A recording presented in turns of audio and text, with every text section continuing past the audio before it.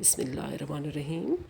السلام علیکم عزیز طالبات، ہم نے میر کی غزل نمبر 1 مکمل کی اور اس کی تشریح بھی بہت اچھے طریقے سے ہم نے کر لی، اور آج ہم میر تقی میر کی دوسری غزل کا آغاز کر رہے ہیں اور بسم اللہ کرتے ہیں۔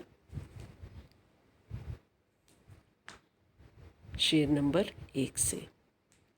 شعر نمبر 1 غزل کا مطلع ہے کہ پیری میں کیا جوانی کے موسم کو روئیے، اب صبح ہونے آئی ہے ایک دم تو سوئیے۔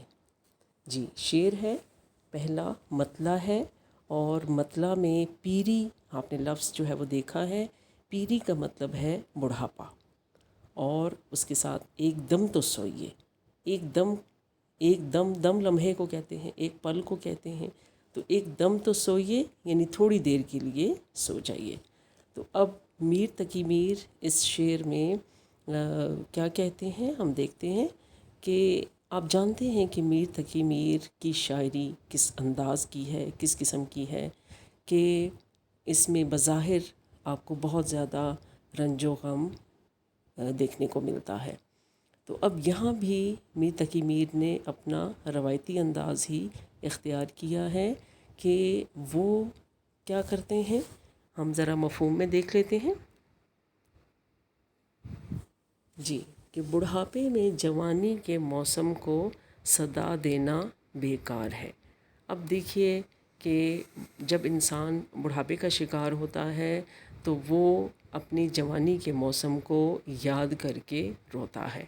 اب یہ رونا جو ہے اس کے پس پردہ بہت سے عوامل ہو سکتے ہیں، مطلب یہ کہ پچھتاوے کا احساس ہوتا ہے، انسان جو ہے وہ نادم ہوتا ہے کہ آیا اس نے اپنی زندگی بیکار گزار دی۔ تو میر کی شاعری اگر آپ دیکھیں تو یہ موضوع ان کی جو ہے وہ بہت سی یعنی دیوان میں بہت سی جگہوں پہ آپ کو ملتا ہے، کہ جیسے ایک جگہ وہ کہتے ہیں کہ کہیں کیا جو پوچھے کوئی ہم سے میر، جہاں میں تم آئے تھے کیا کر چلے۔ تو اب یعنی وہ پچھتا رہے ہیں، ایک طریقے سے نادم ہیں کہ اس دنیا میں آنے کا جو مقصد تھا وہ میں نے پورا نہیں کیا۔ تو اب جب بڑھاپے کا دور آ جاتا ہے تو اس میں جو ہے وہ انسان جوانی کو یاد کر کے روتا ہے کہ کاش کچھ اچھے اعمال کر لیے ہوتے، کچھ نیکیاں کر لی ہوتیں تو شاید میری زندگی اور آخرت جو ہے وہ بہت اچھے طریقے سے گزرتی۔ تو اب یہاں پہ ہم دیکھتے ہیں کہ آیا میر کے کہنے کا جو ہے وہ یہی انداز ہے۔ جی، تشریح ہم تھوڑی سی دیکھتے ہیں، آپ کو جو ہے وہ بات جو ہے بہت واضح ہو جائے گی ذرا۔ میر مایوسی کی انتہا پر ہے، یعنی شعر بظاہر جو ہے وہ آپ سے کیا کہہ رہا ہے کہ میر جو ہے وہ مایوس ہیں، اور ان کی مایوسی انتہا کو چھو رہی ہے، اور رنج و غم نے انہیں لاچار کر رکھا ہے۔ یعنی وہ اپنا دور جوانی یاد کر کے راتوں کو اکثر زار و قطار روتے ہیں۔ اب دیکھیے نا کہ انہوں نے صبح کا تذکرہ کیا کہ صبح ہونے کو آئی ہے تو اب تھوڑی دیر کے لیے اپنے آپ کو سکون دینا چاہیے، تو وہ جو ہے دنیا والوں سے چھپ کر جو ہے وہ آنسو بہاتے ہیں، راتوں کو روتے ہیں، اور اس کے پس پردہ جو ہے وہ ندامت کا احساس ہے، اور رنج و غم جو ہے وہ بھی انہیں آنسو بہانے پر مجبور کرتے ہیں۔ تو ساتھ ساتھ جو ہے وہ اپنے آپ کو تسلی دیتے ہیں۔ تسلی کیا ہے کہ اب اے میر، تم رات بھر آنسو بہاتے رہے، اپنے آپ کو اذیت دیتے رہے، تو اب صبح کا وقت ہونے کو ہے، تو تھوڑی دیر کے لیے سو جاؤ تاکہ تمہیں کچھ تسکین مل سکے، کچھ جو ہے وہ سکون مل سکے۔ اب ہم جو ہے وہ اس کا تھوڑا سا پس منظر وغیرہ دیکھ لیتے ہیں کہ جو میر تقی میر ہیں ان کی زندگی رنج و الم کا مجموعہ تھی۔ یعنی پہلے جو ہے وہ ان کی یتیمی کا جو احساس تھا وہ انہیں بہت زیادہ جو ہے وہ دکھی کرتا رہا، اور وہ بہت زیادہ پریشان رہے۔ پھر اس کے بعد جو ہے وہ بڑے بھائی کا جو ظلم و ستم تھا ان پہ، وہ بھی جو ہے وہ ان کے لیے بہت زیادہ تکلیف دہ تھا۔ پھر اس کے بعد دلی کی تباہی جو ہے وہ بھی ان کے کلام میں جو ہے وہ ہمیں نظر آتی ہے کہ دلی کی تباہی کا بھی انہیں بہت زیادہ دکھ تھا. پھر غم جانا جو ہے اس نے بھی انہیں بہت زیادہ اذیت میں مبتلا کیے رکھا. تو یہ سب چیزوں نے مل کر جو ہے میر کو بہت زیادہ پریشان کیے رکھا. تو اسی لیے تو وہ خود جو ہے وہ کہتے تھے کہ میں نے جو یہ شاعری جو ہے وہ جمع کی ہے تو آپ اس کو جو ہے وہ شعر تصور نہ کریں، بلکہ میرا ایک ایک شعر جو ہے وہ میرا ایک ایک دکھ ہے. تو اسی پس منظر میں جو ہے وہ دیکھیں کہ میر نے بہت زیادہ جو ہے وہ تکالیف کا سامنا کیا، تو اسی لیے جو ہے وہ ان کی آنکھیں آنسو بہاتی رہیں. تو اب جو ہے وہ اپنے آپ کو جو ہے وہ ساتھ ساتھ تسلی بھی دیتے ہیں، اور لیکن یہ ہے کہ رنج و الم کا جو ہے وہ سامنا اس قدر ہے کہ ان کی جو آنسو ہیں وہ رکتے نہیں. جی زندگی کی حقیقت کو بیان کیا ہے. ٹھیک ہے، مزید ہم دیکھ لیتے ہیں کہ شاعر نے جو ہے وہ انسانی زندگی کی حقیقت کو اس شعر میں بیان کیا ہے کہ انسان جو ہے وہ اپنا دور حیات یعنی زندگی جو ہے وہ 3 ادوار میں بسر کرتا ہے: بچپن، جوانی اور بڑھاپا. اب جوانی کا دور جو ہے وہ انسانی زندگی کا بہترین زمانہ ہے، بہترین دور ہے کہ جب انسان کی صلاحیتیں اپنے عروج پر ہوتی ہیں. اکثر وہ دنیا کی رنگینیوں میں کھو کر مقصد زندگی سے غافل ہو جاتا ہے. اکثریت کا یہ حال ہوتا ہے کہ میر کی طرح وہ اپنے مقصد زندگی سے غافل ہو جاتے ہیں. پھر کیا ہے کہ احساس اس وقت ہوتا ہے کہ جب عرصہ زندگی کم رہ جاتا ہے، اور پھر جو ہے وہ انسان پچھتاتا ہے کہ کاش جو ہے وہ زندگی نیکیوں میں بسر کر لی ہوتی، کچھ نیکیاں اخروی زندگی کے لیے کما لی ہوتی. تو میر جو ہیں وہ بھی پچھتاوے کا شکار ہیں اور رات دن آنسو بہاتے ہیں، لیکن ساتھ ساتھ خود کو بہلاتے بھی ہیں کہ کچھ دیر کو ہی صحیح اپنے دل و ذہن کو سکون دے دو، کیونکہ آنسو بہانے سے وقت کے گزرے ہوئے خوبصورت لمحات کو لوٹایا نہیں جا سکتا. جتنا بھی انسان جو ہے وہ آنسو بہاتا رہے، جتنا بھی غم کا اظہار کرتا رہے، گیا ہوا وقت تو پھر لوٹتا نہیں ہے.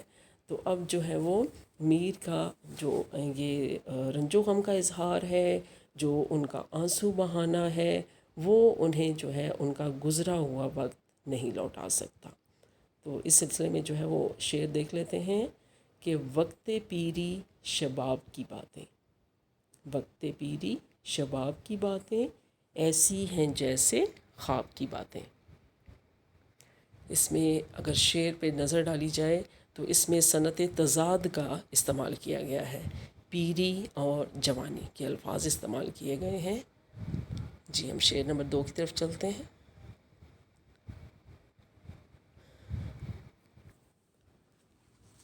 جی شعر نمبر 2 ہے: اخلاص دل سے، اخلاص دل سے چاہیے سجدہ نماز میں، بے فائدہ ہے ورنہ جو یوں وقت کھوئیے. جی بہت جو ہے وہ خوبصورت شعر ہے میر کا، اور اس میں جو ہے وہ بہت اچھی نصیحت کی ہے انہوں نے. کہ کیا کہتے ہیں کہ انہوں نے اس جذبے میں انسانی خلوص کو موضوع بنایا ہے. ٹھیک ہے، اخلاص دل یعنی دل کا مخلص ہونا، دل کا جو ہے نیک نیت ہونا. ٹھیک ہے جی، اس کا کیا مطلب ہوگا کہ دل کا جو ہے وہ مخلص ہونا یعنی دل میں نیک نیتی ہونا، اپنی ذات کے لیے بھی اور دوسروں کے لیے بھی. ٹھیک ہے، اپنی ذات کے ساتھ تو انسان مخلص ہوتا ہی ہے، لیکن دوسروں کے لیے اچھا ارادہ رکھنا، دوسروں کے لیے نیک نیتی رکھنا یہ بہت ضروری ہے. لیکن یہاں پہ جو اخلاص دل ہے وہ کس معاملے میں ہے؟ عبادت کے حوالے سے. ٹھیک ہے، تو وہ کیا کہتے ہیں کہ اخلاص دل سے چاہیے سجدہ نماز میں، یعنی عبادت جو ہے یا اللہ تعالیٰ کے حضور نماز میں ہم سجدہ ریز ہوتے ہیں تو ہمیں اس میں بھی جو ہے وہ خلوص دل کی ضرورت ہے کہ اگر ہم ریاکاری سے کام لیتے ہیں، دوسروں کو دکھانے کے لیے جو ہے عبادت کرتے ہیں، تو وہ کیا ہے؟ وہ صرف وقت کو ضائع کرنے کے مترادف ہے۔ تو اس شعر کا مفہوم کیا بنے گا کہ عبادت میں خلوص نیت شرط ہے۔ ہم اس کی مزید وضاحت دیکھ لیتے ہیں کہ میر نے بڑی خوبصورتی سے، بڑے خوبصورت انداز میں اخلاص کے موضوع کو بیان کیا ہے۔ اب سجدہ نماز سے کیا مراد ہے؟ سجدہ نماز سے مراد ہے کہ جب انسان اللہ کے سامنے سر جھکائے تو اس میں خلوص نیت کا ہونا ضروری ہے، ورنہ بقول اقبال تیرا امام بے حضور، تیری نماز بے سرور، ایسی نماز سے گزر، ایسے قیام سے گزر۔ یعنی اگر جو ہے وہ تیری نماز میں خلوص نہیں ہے، یعنی تو خلوص دل سے اپنے رب کے حضور سجدہ ریز نہیں ہے، یا اگر تو جو ہے قیام کر رہا ہے اپنے رب کے حضور اور اس کے پس پردہ جو ہے تیری نیت ٹھیک نہیں ہے، تو ایسی عبادت کا جو ہے کوئی فائدہ نہیں ہے۔ ایسی نماز سے جو ہے وہ تمہیں سکون نہیں ملے گا، تو ایسے قیام سے، ایسی نماز سے تمہیں گریز ہی کرنا چاہیے۔ اب یہ دیکھیے کہ اقبال نے جو ہے وہ ایک اور جگہ اسی طرح کہا تھا کہ میں جو سر بسجدہ ہوا کبھی، تو زمیں سے آنے لگی صدا، تیرا دل تو ہے صنم آشنا، تجھے کیا ملے گا نماز میں۔ تو اب دیکھیے کہ انسان جو ہے نماز کے لیے کھڑا ہوتا ہے، ٹھیک ہے، الفاظ جو ہے زبان سے ادا ہو رہے ہوتے ہیں، لیکن اس کا ذہن جو ہے وہ کہاں ہوتا ہے؟ وہ دنیا کے کاموں میں الجھا ہوا ہوتا ہے کہ جی نماز کے بعد جو ہے وہ میں نے یہ کام کرنا ہے، اس کے بعد جو ہے وہ میں نے دوسرا کام کرنا ہے۔ بہت سی جو ہے وہ بھولی ہوئی باتیں انسان کو اسی وقت یاد آ رہی ہوتی ہیں، تو ایسی نماز جو ہے اس کا جو ہے وہ کوئی فائدہ نہیں ہے۔ نماز جو ہے اس میں آپ جو ہے وہ یہی سوچیں، یہی خیال رکھیں کہ میرا رب مجھے دیکھ رہا ہے۔ یہ احساس جو ہے اگر آپ کریں گے اور بالکل سچی نیت کے ساتھ صرف اپنے رب کے لیے جو ہے عبادت کریں گے اور نماز ادا کریں گے، تو یہ آپ کے لیے جو ہے وہ بہتر ہے۔ تو اگر ایسا نہیں ہے تو اس ایسے نمازیوں کے لیے جو ہے وہ قرآن پاک کی سورہ معون میں بھی جو ہے وہ ذکر کیا گیا ہے کہ ہلاکت ہے ان نمازیوں کے لیے کہ جو اپنی نمازوں میں ریاکاری کرتے ہیں، دکھاوے سے کام لیتے ہیں۔ یعنی آپ نے جو ہے وہ دنیا کو دکھانے کے لیے عبادت نہیں کرنی، کیونکہ اللہ کا اور بندے کا جو تعلق ہے وہ بہت ہی مضبوط ہے، اور مضبوط ہے، بہت پیارا سا رشتہ ہے اللہ کا اور اس کے بندے کا۔ تو اس رشتے میں خلوص جب تک نہیں ہوگا تو اس وقت تک بندے کو جو ہے نہ تو اللہ تعالیٰ کی معرفت حاصل ہو سکتی ہے، اور نہ ہی اسے جو ہے وہ اگر وہ عبادت کرتا ہے اپنے رب کی تو اس میں بھی اسے جو ہے وہ سکون کہیں نہیں مل سکتا۔ تو اب یہ ہے کہ عبادت میں تو جو ہے وہ خلوص ہونا چاہیے، لیکن اس کے ساتھ ساتھ زندگی کے ہر معاملے میں اخلاص نیت کا ہونا ضروری ہے، کیونکہ انسان کی کامیابی اسی میں ہے۔ اس سلسلے میں حدیث نبوی صلی اللہ علیہ وآلہ وسلم ہے کہ اعمال کا دار و مدار نیتوں پر ہے۔ تو نیت میں خلوص ہوگا، نیت جو ہے وہ صاف ہوگی، تو کیا ہوگا؟ آپ کو جو ہے وہ کامیابیاں ملتی چلی جائیں گی۔ تو اسی لیے میر کہتے ہیں کہ وقت کو گنوانے سے گریز کرو، کیونکہ یہ وقت گنوانا ہے۔ اگر آپ جو ہے وہ ریاکاری سے کام لیتے ہوئے، دکھاوے سے کام لیتے ہوئے اگر آپ کوئی بھی کام کرتے ہیں کہ دنیا والے دیکھیں گے تو وہ میری تعریف کریں گے، وہ خوش ہو جائیں گے، تو ایسے کام کا کوئی فائدہ نہیں، یہ صرف وقت کو گنوانے کے مترادف ہے۔ تو اس لیے میر جو ہے وہ نصیحت کر رہے ہیں کہ اپنے جتنے بھی اعمال ہیں اس میں دنیا داری اور لوگوں کا خوف شامل نہ ہونے دو، بلکہ جو بھی کام کرو چاہے وہ عبادت ہے، چاہے وہ زندگی کا کوئی بھی جو ہے وہ عمل ہے، تو اس میں آپ جو ہے وہ نیت کا اخلاص ضرور رکھیں، کیونکہ اخلاص دل سے آپ کام نہیں لیں گے تو اس وقت تک پھر جو ہے وہ آپ کو سچی کامیابی نہیں مل سکتی۔ اس سلسلے میں جو ہے وہ شعر دیکھیے گا، سجدہ عشق ہو تو عبادت میں مزہ آتا ہے، خالی سجدوں میں تو دنیا ہی بسا کرتی ہے۔ جی، شعر نمبر 3 کی طرف چلتے ہیں۔ جی، شعر نمبر 3 جو ہے وہ ہمارے سامنے ہے کہ کس طور آنسوؤں میں نہاتے ہیں غم کشاں، اس آب گرم میں تو نہ انگلی ڈبوئیے۔ جی، یہ بھی جو ہے وہ میر کا ایک جو ہے وہ روایتی مضمون پہ مشتمل شعر ہے۔ اس میں غم کشاں، غم کشاں کا مطلب ہوتا ہے غم اٹھانے والے، غم سہنے والے، غم برداشت کرنے والے، ٹھیک ہے۔ تو آب گرم، گرم پانی، یعنی آنسوؤں کو انہوں نے کس چیز سے تشبیہ دی ہے؟ آب گرم سے۔ اب کیا کہتے ہیں، اب آب گرم جو ہے وہ گرم پانی یعنی آنسوؤں کو قرار دیا ہے، تو گرم جو ہے وہ پانی کیوں کہا ہے؟ اس کے پس پردہ وہ غم کی شدت بیان کرنا چاہ رہے ہیں۔ تو مفہوم ہم پہلے دیکھ لیتے ہیں، پھر اس کی وضاحت کرتے ہیں۔ جی، غمزدہ لوگ ہمیشہ اپنے آنسوؤں میں ڈوبے رہتے ہیں، آپ براہ کرم اس سے باز رہیں، یعنی اس عمل سے باز رہیں اور ان آنسوؤں میں انگلی ڈبونے کی کوشش نہ کریں، کیونکہ آپ کی انگلی کے جل جانے کا خدشہ ہے۔ اب آپ دیکھیے کہ میر نے تھوڑا سا مبالغے سے کام لیا ہے کہ آنسوؤں میں جو ہے وہ اتنی گرمی نہیں پائی جاتی، یا وہ اتنا جو ہے وہ گرم پانی کے مترادف نہیں ہوتے کہ اگر آپ ان کو ہاتھ لگائیں تو آپ کی انگلی کے جل جانے کا ڈر ہو۔ لیکن میر کا اپنا انداز ہے، اور وہ اس کے پس پردہ جو ہے وہ کیا بیان کرنے کی کوشش کر رہے ہیں کہ میرے آنسوؤں کے پس پردہ غم کی بہت زیادہ شدت ہے۔ یعنی اب دیکھیں نا کہ آنسو بھی جو ہے وہ آنکھوں میں ایسے ہی نہیں آ جاتے کہ انسان کو جو ہے وہ جتنا بہت دکھ ملتا ہے، جتنا بڑا دکھ ملتا ہے، تو اس کے جو ہے وہ آنسو اسی قدر جو ہے وہ بہتے ہیں، اور آنکھیں جو ہے وہ اسی طرح سے اشکبار ہوتی ہیں۔ تو اسی لیے وہ کہتے ہیں کہ میں جو آنسو بہا رہا ہوں تو ان کو جو ہے وہ چھونے کی ضرورت نہیں ہے، ہاتھ لگانے کی ضرورت نہیں ہے، ایسا نہ ہو کہ تمہاری انگلی جل جائے۔ مزید اس کی وضاحت دیکھتے ہیں۔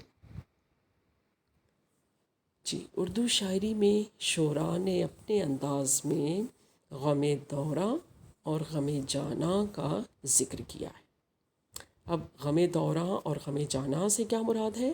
غم دوراں دور سے ہے، یعنی زمانے کے ہاتھوں ملنے والے غم، اہل زمانہ کے ہاتھوں ملنے والے دکھ، ٹھیک ہے۔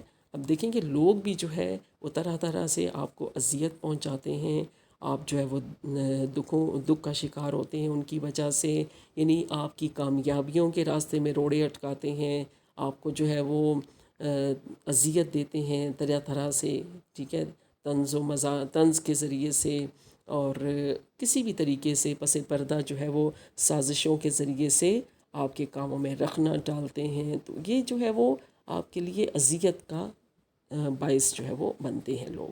تو غم دوراں تو اس طرح سے ہو گیا۔ غم جاناں یعنی محبوب کے ہاتھوں ملنے والے غم، کہ محبوب کا جو تغافل ہے، اس کی بے پرواہی ہے، اس کی بے وفائی ہے، اس کے وعدوں کا پورا نہ کرنا، یہ سب چیزیں جو ہیں وہ عاشق صادق کے لیے تکلیف کا باعث بنتی ہیں۔ تو شعراء جو ہیں وہ اس طریقے سے غم دوراں اور غم جاناں کا تذکرہ اپنی غزلیات میں کرتے رہتے ہیں۔ تو میر کے حالات جیسے میں نے آپ کو پہلے بتایا کہ کچھ اس قسم کے تھے کہ ان کی آنکھیں بھی ساری زندگی آنسو بہاتی رہیں، اور کیا کہتے ہیں وہ اس کے متعلق کہ مجھ کو شاعر نہ کہو میر کہ صاحب میں نے درد و غم کتنے کیے جمع تو دیوان کیا، یعنی میرے دیوان کو جو ہے وہ ایسے ہی تصور نہ کرو کہ ان اشعار کے پس پردہ جو ہے وہ بہت زیادہ رنج و غم اور اذیتیں چھپی ہیں۔ اب شاعر نے جو ہے وہ اظہار غم اور آنسوؤں کے گرم ہونے کی وجہ سے انگلیوں کے جل جانے کو ایک نئے انداز میں پیش کیا ہے۔ آپ نے اس سے پہلے جو ہے وہ اس قسم کا موضوع نہیں دیکھا ہوگا کہ اب دیکھیں کہ میر نے جو ہے وہ ایک منفرد سا انداز اپنایا ہے۔ کیا کہتے ہیں کہ اگر جو ہے وہ میرے آنسوؤں میں جو ہے وہ اتنی جو ہے وہ گرمی ہے کہ اگر کوئی شخص جو ہے وہ اس کو ہاتھ لگائے گا تو اس کے ہاتھ جو ہے وہ جل جانے کا خدشہ ہے۔ تو اب دیکھیں کہ مبالغے سے کام لیا گیا ہے کہ آنسو جو ہے وہ اتنے گرم نہیں ہوتے کہ ہاتھ لگانے سے انگلی جل جائے۔ تو مقصد کیا ہے؟ مقصد میر کا ہے غم کی شدت بیان کرنا، کیونکہ غم دوراں اور غم جاناں نے دونوں نے مل کر میر کو ساری زندگی بے چین رکھا۔ وہ تڑپتے رہے کہ شاید زندگی میں کوئی لمحہ سکون کا یا خوشی کا مل جائے، لیکن بدقسمتی سے ایسا نہ ہو سکا۔ تو میر جو ہے وہ ساری زندگی بے قرار ہی رہے۔ جی، اس سلسلے میں فیض احمد فیض کا جو ہے وہ بڑا خوبصورت شعر ہے: زندگی کیا کسی مفلس کی قبا ہے گویا، ہر گھڑی درد کے پیوند لگے جاتے ہیں۔ یعنی کیا انہوں نے بیان کیا کہ اس میں بھی انہوں نے جو ہے وہ رنج و غم کی جو ہے وہ علامت بیان کی ہے۔ تو میر تقی میر جو ہیں ان کی جو غم کی نمائندگی ہے وہ انہوں نے بہترین انداز میں اپنی شاعری میں کی ہے۔ تو اس سلسلے میں جو ہے وہ ہم ذرا دیکھ لیتے ہیں کہ فنی محاسن جو ہے وہ کیا پائے جاتے ہیں۔ ایک تو اس میں تشبیہ کا استعمال ہے اور دوسرا مبالغہ، ٹھیک ہے، کہ مبالغے سے بھی کام لیا ہے میر نے، اور اس کے ساتھ ساتھ جو ہے وہ تشبیہ کا بھی استعمال کیا ہے کہ آنسوؤں کو جو ہے آب گرم سے تشبیہ دی ہے۔ مجھے امید ہے عزیز طالبات کہ آپ کو ان تینوں اشعار کی جو ہے وہ اچھے طریقے سے سمجھ آئی ہوگی۔ آپ جو ہے وہ ذہن نشین کر پائے ہوں گے کہ آیا میر ان اشعار میں کیا کہنا چاہتے ہیں۔ اگلے لیکچر تک جو ہے وہ اللہ حافظ۔